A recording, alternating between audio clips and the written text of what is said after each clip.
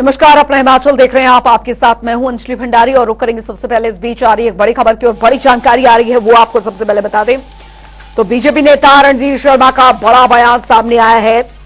विधायकों को संतुष्ट नहीं कर पाए सीएम, इस बात का जिक्र उन्होंने किया। पद की गरिमा का ख्याल रखने की नसीहत भी दी, तो अपमानित शब्दों का ना करे इस्तेमाल, यह बयान दिया है। सीएम को अमर्यादित भाषा शोभा नहीं देती है, तो बीजेपी नेता रणधीर शर्मा का बड़ा बयान सामने आया है।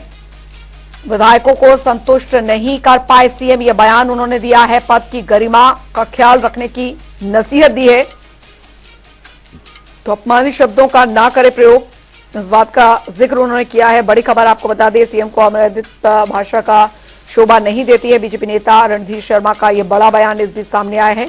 विधायकों को संतुष्ट नहीं कर पाए मुख्यमंत्री, ये बयान उन्होंने दिया है। इस वक्त की बड़ी खबर, पद की गरिमा का ख्याल रखने की नसीहत भी दे डाली।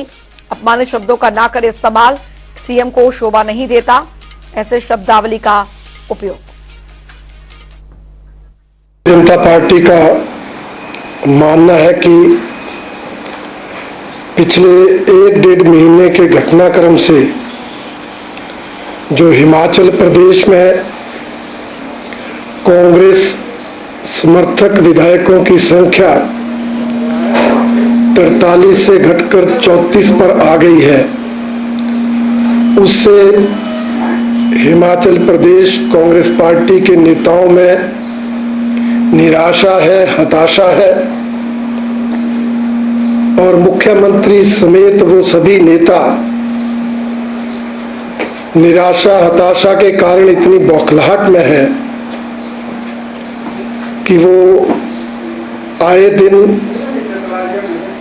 निम्न स्तरीय बयानबाजी कर रहे हैं। भारतीय जनता पार्टी पर और उनको छोड़कर गए विधायकों पर बिना प्रमाण के, बिना तथ्यों के आरोप लगा रहे हैं। कभी कहा जाता है कि वो विधायक बिक गए, कभी कहा जाता है वो विधायक काले नाग निकले, काली भेड़ें निकली, कभी उनको मेंढक की संज्ञा दी जाती है, परंतु असली वजह, असली कारण पर कांग्रेस पार्टी के नेता आंखें मूंद कर बैठे। भारतीय जनता पार्टी का मानना है कि कांग्रेस पार्टी के नेताओं, विशेषकर मुख्यमंत्री, जो निराधार तथ्यहीन आरोप लगा रहे हैं, उनसे वो बाज आए,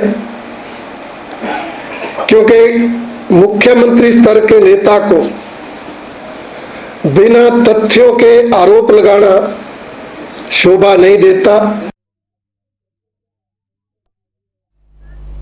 उधर नेता प्रतिपक्ष जयराम ठाकुर मंडी संसदीय क्षेत्र के सरकाघाट विधानसभा क्षेत्र में पहुंचे और इस दौरान जयराम ठाकुर बीजेपी प्रत्याशी कंगना रनौत के घर बामला पहुंचे। यहां पहुंचने पर कंगना रनौत ने जयराम ठाकुर का जोरदार स्वागत किया।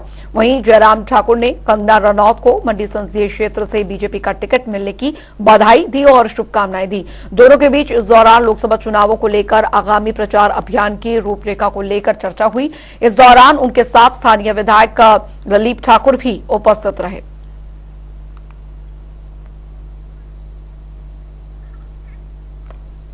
उधर देश की सबसे हॉट सीट बन चुकी मंडी से बीजेपी प्रत्याशी कंगना रनौत पर हिमाचल के पीडब्ल्यूडी मंत्री विक्रमादित्य सिंह ने बड़ा हमला बोला। विक्रमादित्य ने प्रेस कॉन्फ्रेंस कर कहा, बरसात में मंडी और कुल्लू जिले में सबसे ज्यादा तबाही मची है, लेकिन कंगना को उस दौरान हिमाचल की याद क्यों नहीं आई? उस समय मुंबई से उनका सर्वर डाउन हो गया था। लोक निर्माण मंत्री ने कहा कि हिमाचल प्रदेश सरकार ने आपदा के दौरान बेहतरीन काम करके दिखाया। केंद्र सरकार से राज्य सरकार को कोई सहयोग नहीं मिला, बावजूद इसके राज्य सरकार ने आपदा प्रभावितों के लिए 4,500 करोड़ रुपए का राहत पैकेज जारी किया था।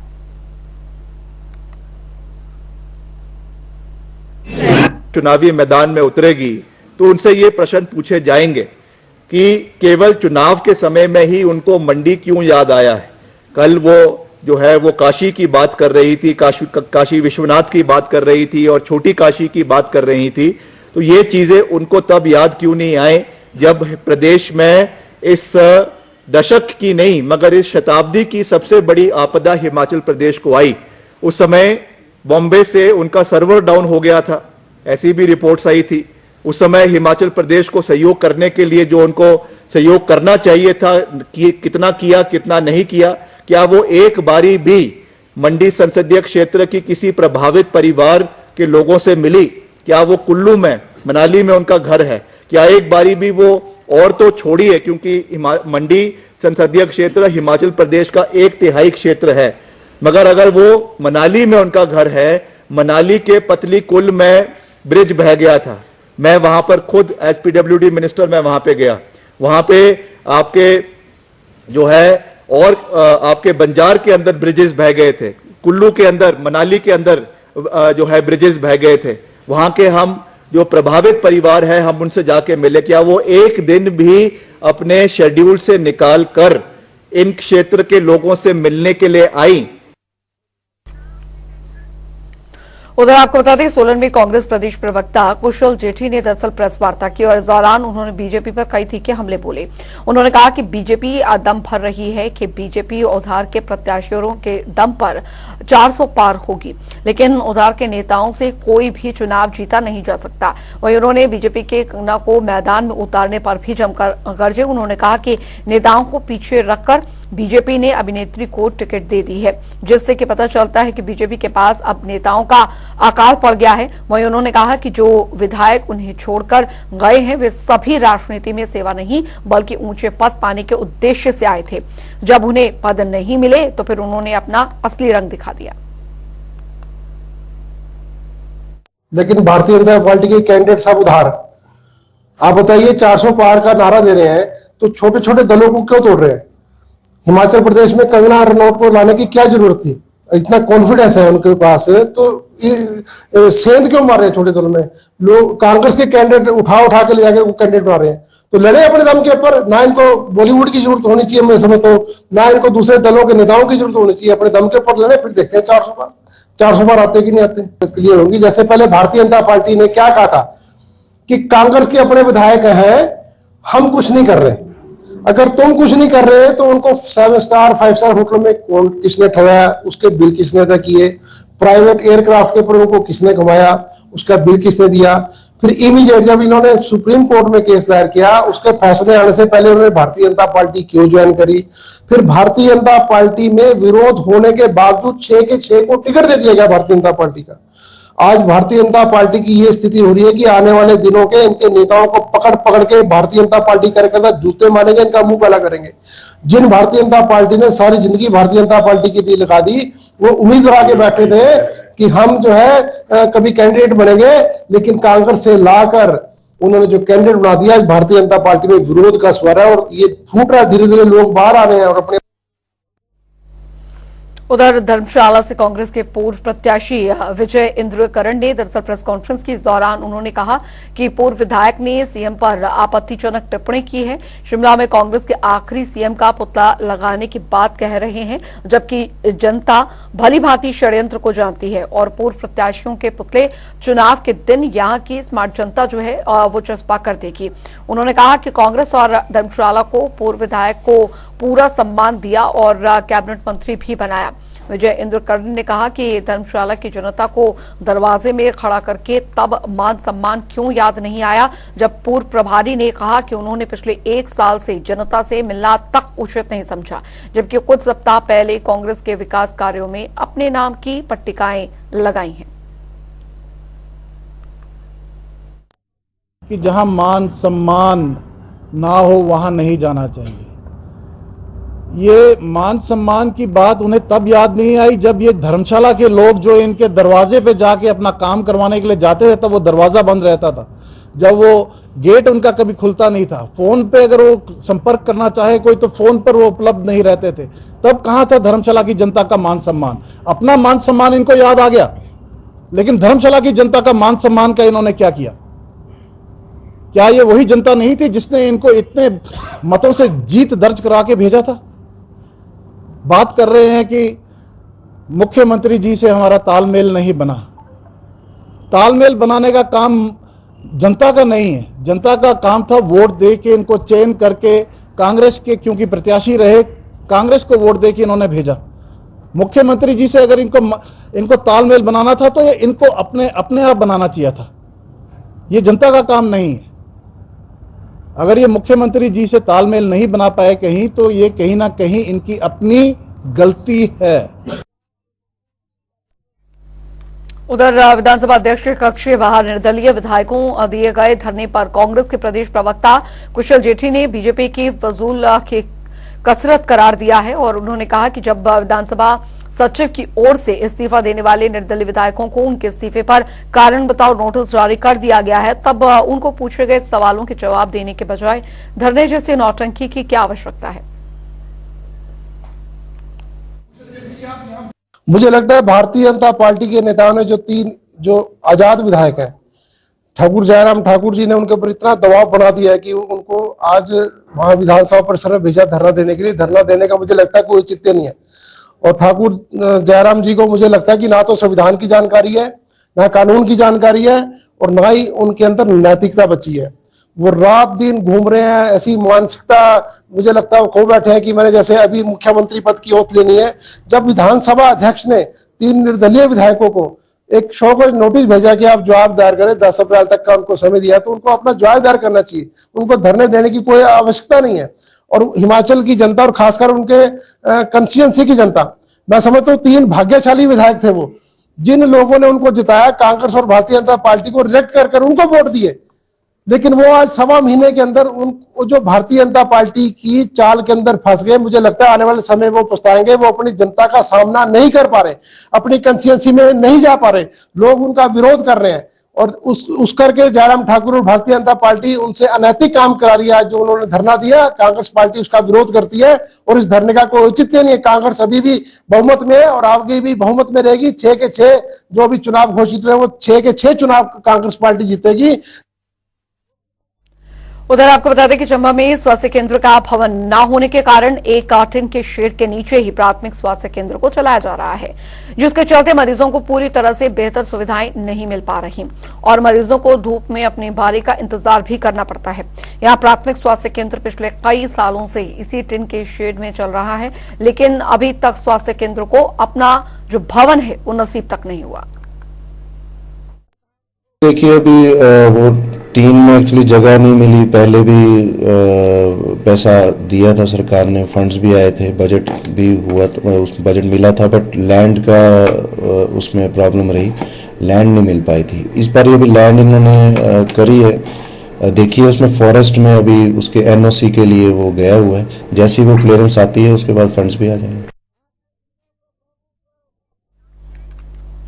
उधर भारतीय नौसेना ने एक ऑपरेशन के दौरान 9 समुद्री लुटेरों को आत्मसमर्पण करने पर मजबूर कर दिया। इस ऑपरेशन में भारत ने पाकिस्तानी नाविकों की भी जान बचाई, जिसके बाद पाकिस्तानी नाविकों ने भारत जिंदाबाद के नारे लगाए। देखिए रिपोर्ट। इंडिया जिंदाबाद।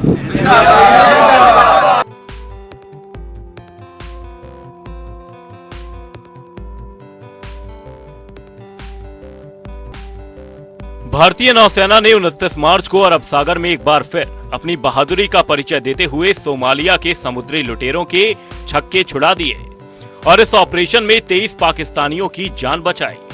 इंडियन नेवी के इस डेयरिंग ऑपरेशन के पाकिस्तानी मछुआरे भी कायल हो गए और उन्होंने धन्यवाद करते हुए हिंदुस्तान जिंदाबाद के नारे लगाए। दरअसल 28 मार्च को सोमालिया के समुद्री लुटेरों ने मछली पकड़ने वाले जहाज को हाईजैक कर लिया था।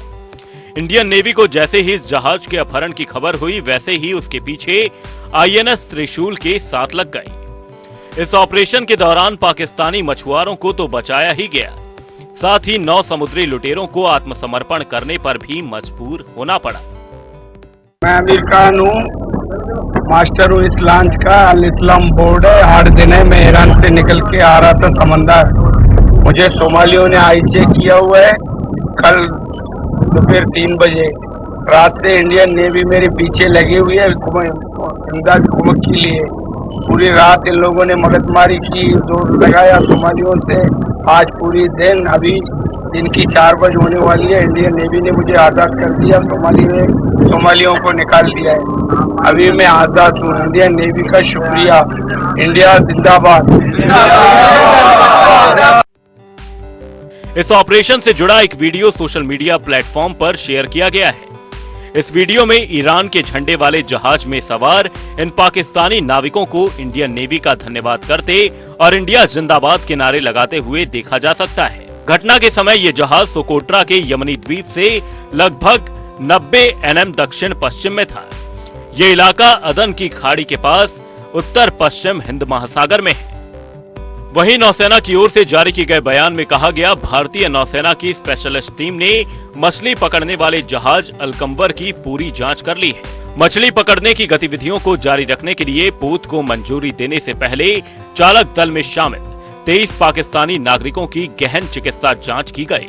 नौसेना पकड़े गए सभी 9 समुद्री लुटेरों को भारत लेकर आ रही है। नौसेना की टीम ने 12 घंटे तक ऑपरेशन चलाकर लुटेरों को सरेंडर करने के लिए मजबूर किया है। स्पेशल डेस्क, जनता टीवी। इंडिया जिंदाबाद।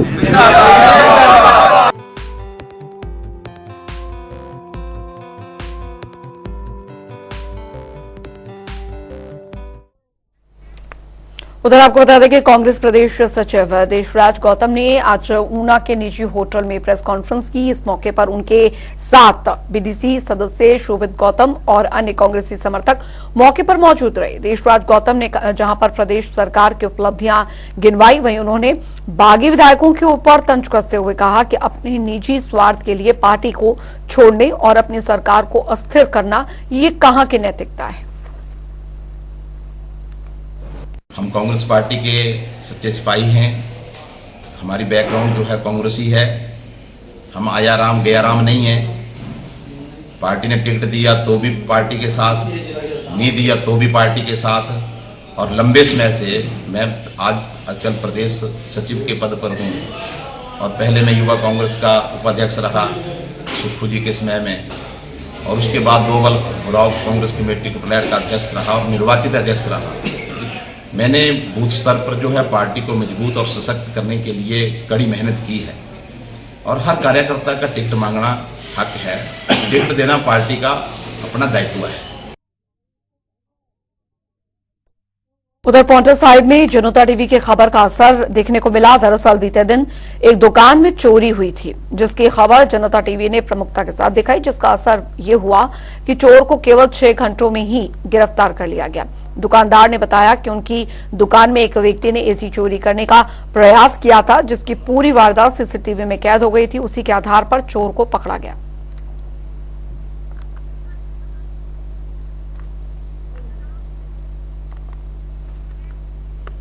तो 22 मार्च को अपनी सदस्यता से इस्तीफा देने वाले तीनों निर्दलीय विधायक कृष्णलाल ठाकुर, होशियार सिंह और आशीष शर्मा विधानसभा परिसर में धरने पर बैठ गए। तीनों निर्दलीय विधायकों का आरोप है कि विधानसभा सचिवालय राज्य सरकार के दबाव में काम कर रहा है, जिसमें निर्दलीय विधायकों ने मांग की है कि जल्द से जल्द उनका इस्तीफा स्वीकार किया जाए। और इसी को लेकर जनता टीवी ने इन निर्दलीय विधायकों से खास बातचीत की। हिमाचल प्रदेश विधानसभा में 3 विधायकों के इस्तीफे, जो कि निर्दलीय विधायक थे, उनके इस्तीफे मंजूर नहीं किए गए हैं। 22 मार्च को इस्तीफे दिए गए थे और इस पर बात करने के लिए आशीष शर्मा जो हैं, जो कि हमीरपुर से निर्दलीय विधायक हैं, वो हमारे साथ बात करने के लिए मौजूद हैं। आशीष जी, क्या कारण है आज धरना प्रदर्शन किया जा रहा है, क्यों? देखिए, 22 तारीख को हमने इस्तीफा दिया था माननीय स्पीकर महोदय के पास और तब से काफ़ी समय हो गया, जबकि लगभग 24 घंटे के अंदर जो है वो इस्तीफा मंजूर कर लिया जाता है। लेकिन रिमाइंडर भी हमने बहुत बार स्पीकर महोदय को भेजा है, लेकिन हमारी सुनवाई नहीं हुई है। तो आज यहाँ पे प्रोटेस्ट करने के लिए हम आए हैं कि हमारा जो इस्तीफा है वो जल्द मंजूर किया जाए और इस तरह से लोकतंत्र की हत्या ना की जाए। पिछले 14 महीने से जो प्रदेश में हालात हैं, पूरे प्रदेश में किसी भी तरह के विकास कार्य नहीं हो रहे। जो पैसा आ रहा है वो सेंटर की स्कीम्स के तहत आ रहा है, चाहे वो नाबार्ड का है, पीएमजीएसवाई का है, स्टेट एड में जो है वो पैसा नहीं दिया जा रहा। बड़ी बार हमने मुख्यमंत्री जी से गुजारिश की, लेकिन सुनवाई नहीं हुई। ऊपर से प्रताड़ित किया जाता है, जब लोगों के काम के लिए जाते हैं तब भी काम नहीं हुए। और पिछले 7-8 महीने से तो मुलाकात के लिए भी उन्होंने समय नहीं दिया। और जिस तरह से पूरा देश प्रगति की ओर बढ़ रहा है, भारतीय जनता पार्टी के माननीय नरेंद्र मोदी जी के नेतृत्व में जहां जहां स्टेट्स में बीजेपी की गवर्नमेंट है, वहां वहां बहुत तेज गति से विकास कार्य चले हुए हैं। तो मैं समझता हूं कि लिमिटेड टाइम होता है हर विधायक के पास। हम लोगों के पास 5 वर्षों का समय है, 14 महीने चले गए हैं और हमने ये फैसला जो लिया है जनता के हित के लिए और अपने इलाके के हित के लिए लिया है, ताकि हम भी माननीय प्रधानमंत्री जी को मजबूत कर सकें। और भाजपा हमने इस्तीफा देने के बाद ज्वाइन की थी कि लोकसभा चुनाव, क्योंकि लोकसभा चुनाव में 4 सीटें जो हैं प्रदेश की लोकसभा की, वो भाजपा जीत रही है, ये किसी से छुपा नहीं है। नरेंद्र मोदी जी के नेतृत्व में यहाँ पे 4 सीटें कांग्रेस पार्टी हार रही है। जो 6 उपचुनाव हो रहे हैं जिनमें ऑलरेडी डिक्लेयर हो चुका है इलेक्शन, भाजपा ने अपने कैंडिडेट दे दिए हैं, वहां भी 6 की 6 सीटों में ये हार रहे हैं। अब इनको ये डर है क्योंकि सरकार अल्पमत में है, तो कि 3 जो ये निर्दलीय हैं इनके चुनाव डिले किए जाएं और ताकि लोकसभा के साथ ये जो लहर चली हुई है इसके साथ चुनाव ना हो, ये इनका कारण है। और कोई कारण। कोर्ट कब जाएंगे? कोर्ट जल्द से जल्द जाएंगे, 2-3 दिन में जाएंगे। केएल ठाकुर जो हैं, जो कि नालागढ़ से विधायक हैं निर्दलीय, ये हमारे साथ बात करने के लिए मौजूद हैं। आपने 22 मार्च को जो है इस्तीफा दिया था, स्वीकार अभी तक नहीं किया गया, क्या कारण है विरोध का? और कारण अब जानते ही कारण क्या है। कारण तो मुझे लगता है राजनीतिक लग रहे हैं। स्पीकर साहब बहुत अच्छे थे, परंतु पता नहीं क्यों उनको क्या हो गया है, कितना उनके ऊपर प्रेशर है। प्रेशर हमारे ऊपर कह रहे हैं, हमारे ऊपर क्या प्रेशर है कि हम तो इन पर्सन इस्तीफा दिया है, घर पे जाके दिया है। भाजपा कोई भी एमएलए या नेता हमारे साथ उनके रेजिडेंस पे नहीं गया। लेकिन सवाल ये है, जनता ये जानना चाह रही है, निर्दलीय विधायक को आखिरकार ऐसी क्या मजबूरी थी कि आपको जो है वो इस्तीफा देना? निर्दलीय विधायक इसलिए है कि दूसरी बार मैं विधायक बना हूं। पहली बार भाजपा से था, दूसरी बार थोड़ी मतों से रह गया था 2017 में। और 17 से 22 तक भाजपा की सरकार थी, जयराम ठाकुर जी के नेतृत्व में।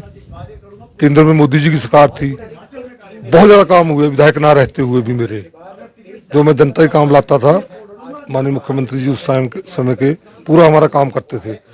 इसी वजह से किसी कारण से टिकट नहीं मिल पाया, परंतु लोगों ने जिताया मुझे। काम करने वाला आदमी है, इसको जिताओ, आगे भी काम करवाएगा।